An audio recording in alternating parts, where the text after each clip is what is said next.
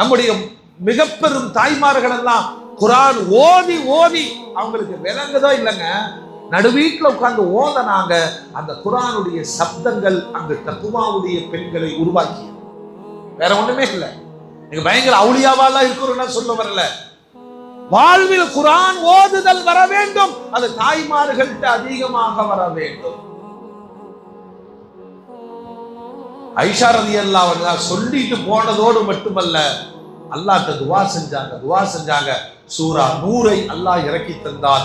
விபச்சாரத்தின் சட்டம், அவதூறின் சட்டம், ஆண் பெண் நடவடிக்கைகளின் சட்டம், வீட்டுக்குள் இருக்க வேண்டிய சட்டம், யாருக்கு முன்னால் அலங்கரிக்கலாம் சட்டம், அலங்காரத்தை எப்பொழுது தவிர்க்க வேண்டும் சட்டம் என்று உலகத்தின் மிக பெரும் அத்தியாயம் இறங்குவதற்கு காரணியாக ஐஷா ரலியல்லாஹு அன்ஹா இருந்தார்கள்.